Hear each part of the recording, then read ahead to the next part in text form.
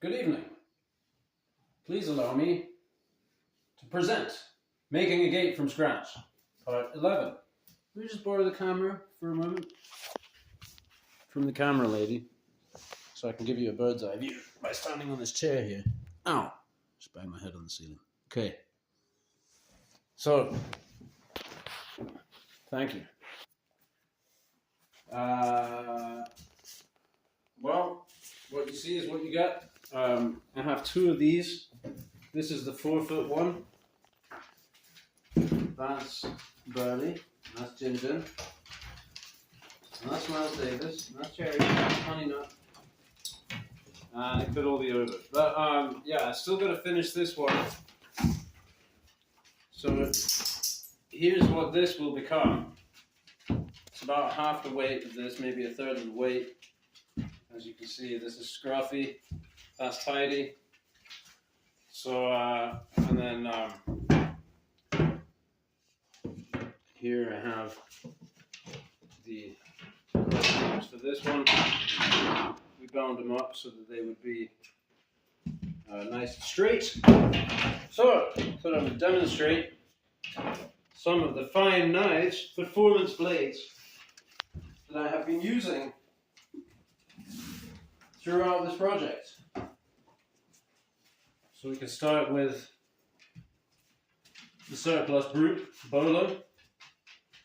I did a little more grinding and sharpening today. However, I will say that after chopping down 2 trees and doing some splitting work, batoning and all that, this was still able to slice paper. After chopping down the big tree, it was still slicing newspaper very cleanly. And then the last I checked, it was slicing receipt paper, but there was a little area that where it was hanging up just a touch. That was from my bad sharpening beforehand. Anyway, so we're still tidying this up, still working on it, and when this is in this stage here, I can still be using this knife very happily. I found out a thing, if I'm just tapping like this, I don't feel the need so much to wear the lanyard as if I'm doing heavy chopping. But I found that I can kind of tuck it up like that, and it gives me a little extra grit and a little kind of stop point, rest point here for my index. Rather ingenious.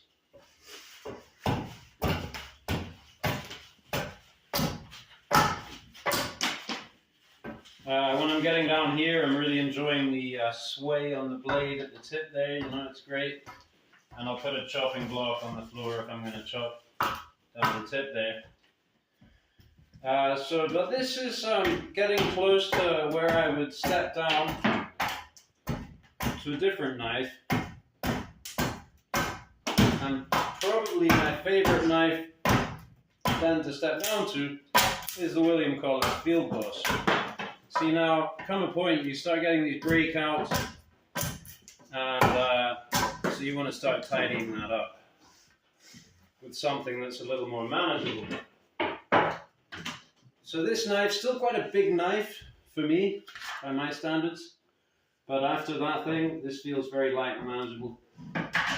It's a very keen cutter, but it also has this tooth here. Chip in. Reverse grip, I'm not such a fan with this knife. You can kind of do it. Probably, in this instance, what I would do here is just flip the piece with this knife, going this way.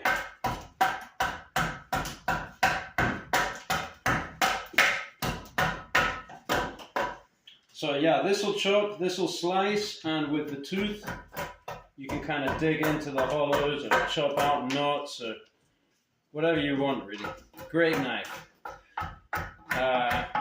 But it will, for example, here now see, no, that was good. But sometimes I find that it's just, it cuts so keenly that it might be cutting deeper than I want. And I'm overcoming that problem by getting better at using a knife and figuring myself out, you know. But yeah, so this is Great. And in a similar vein, but a step down, would be the knife I made, which I call the Arcadia, which works much the same, but it's a lot lighter and it's very comfortable, and it just doesn't cut quite so keenly. So then I can just kind of tap away. I can almost close my eyes and do it just by feel. And also in reverse grip, this knife is great. So comfortable with the sway back handle, very manageable. And so when I'm chopping, I mostly find that I kind of will chop in to the hollow and the tooth there, and then this more forward part of the blade, it's more there kind of for weighting, for weight, for balance. Helps you to chop in. But you can chop in with that part too. Or maybe whittle in with that. Needs be. And when I'm doing this, I'll do it standing, I'll do it sitting, I'll do it sitting on a chair, sitting on the floor, standing on my head, gargling peanut butter, whatever I feel like. So after the toothy knives, then I start to want something. Oh well, okay, we'll cover this. Extremely keen cutter. Steve Kalari, the bad boy of knife making. Steve Kalari, tried and true. A fairly recent acquisition for me. In M4 steel. I think it's claimed 64 Rockwell. Very slicey, flat grind. So this, on some of these, when the grain is straight, and it's more like you're whittling a chopstick, grab a chopstick. You're just whittling a chopstick. And this thing is just flat and effortless, and you can get the control that you want. Very nice. I mean, I could also just cut straight through this probably if I wanted. But I'm being gentle here on this. And it's not a bulky, it's a very light knife, but you can really cut in with it. See that? I mean, that was easy, but it doesn't give you much steerability. See, now it's going to tend to dig in, right? So on something like this, where the grain is kind of gnarly,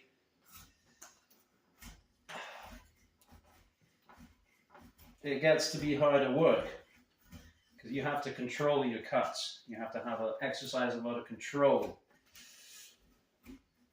Otherwise, you're digging in too hard the whole time. So yeah, this one on the thinner stuff, depending, can be very good. But on this thing here, I would, after the William Collins or maybe the Arcadia or whatever, I might progress to this one. Been using this one a lot. The Kanata. I got the blade from Ibuki Blade Blanks. I put the handle on with lilac pins. It's oak, little fat carbon. Finger guard there. And this can chop, this can slice, and see how it does it. It cuts wicked, but it cuts back out again. It steers back out again because of those nice fat convex bevels. And I think this is maybe 61 Rockwell or something at the apex. It's a Sanmai, so they use a very hard layer in the center there, and it's got all that backup, so you can chop with this, no problem. Chop to your heart's content with this thing. I haven't really seen any damage. You can get a little chip out of it, maybe. You kind of start getting abusive. Also, yeah, reverse grip, super comfy. Forward grip, choppy grip, whatever, with this big chunky handle. Check out my calluses, yeah. So I can hold on to whatever knife, and I don't really get blisters or whatever, but this thing is comfy for hours and hours of use.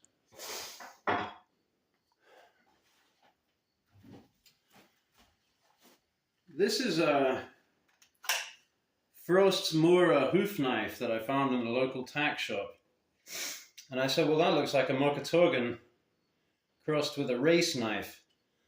I found out that it fits in the sheath because I wanted to take it to the woods with me.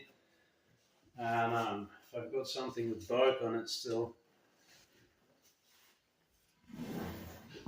Just give me a second.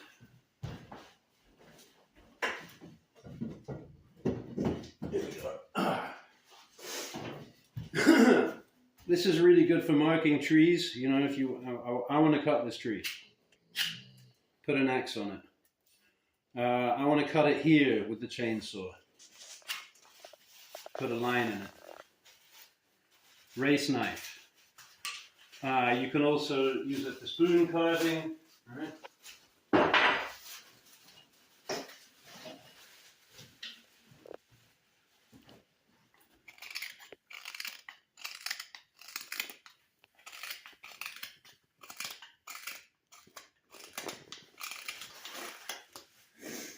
And so if I have one of these, let's say I got this one here, I don't want to make it any thinner this way, but it has this well here, you know, it's got a dip in it. And let's say there were some splinters in there or something. So I can get in there with this and clean it out. Like see this little splintered area there. Just clean that out with this. Well, you know, there's a how far do you go, right? How perfect do you try and make it? At this point, I feel like that's excessive. Whatever I'm doing now, maybe. But anyway. I'm just trying to get them smooth to the touch. First of all, I was trying to get them all smooth, you know, smooth and polished. Now I'm just trying to get it so I can run my hand up and down it and there won't be splinters or whatever, then I think it's done.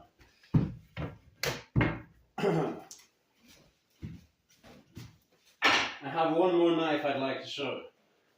A very splendid knife. This is a Rokstad Con. Con with a K. It has this detent in the sheath there. You can actually pull the knife, but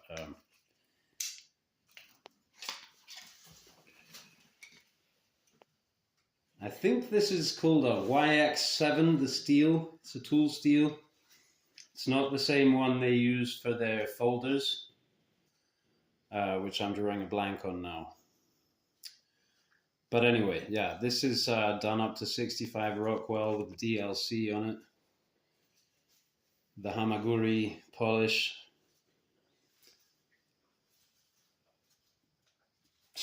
I'm kind of speechless. It's just an amazing knife. The ergos are great. This is my Carta hidden tang, but it's a full tang. Not suited for the beating cut, as they say on the Rokstad website. So I wouldn't punch into the wood with this in the way that I would with the other knives, because it came to me secondhand with a little bit of chipping on it, and I sharpened it, and then I did some testing, and I was like, wow, this thing is just incredible. And then I did notice that I was putting some tiny chips into it from, you know, pounding through oak knots or whatever I was doing. So this is really, I could probably, you know, I could chop in with this gently like this. But frankly, you don't need to, because you just put your weight into it.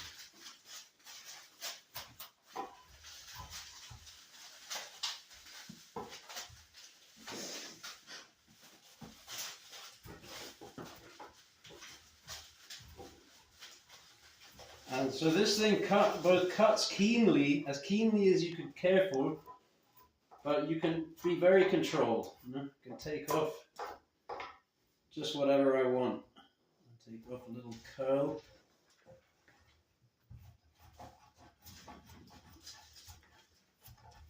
I mean, I guess you take off little curls once you've got a nice flat surface to work on. This thing's all lumpy at the moment. Let me grab something a little straighter. This one here, it's a little chunky at the end here.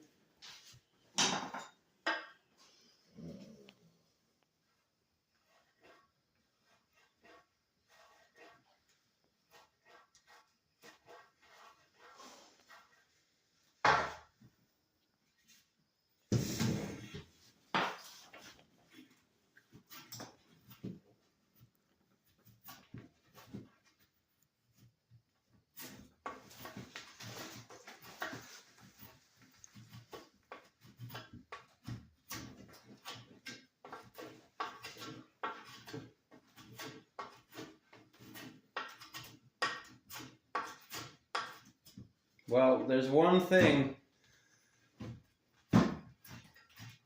that could cut better than this knife to hand, and it's in my pocket. And it's also a Rockstead. So this is the Rockstead Ryu. Pocket clip goes like that.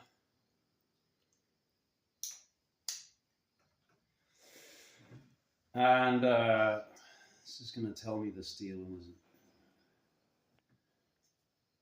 No. Still drawing a blank on the steel, but this one is 67 Rockwell.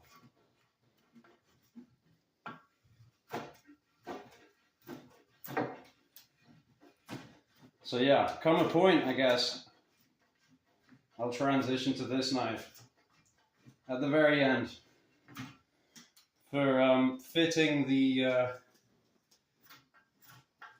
crosses into the horizontals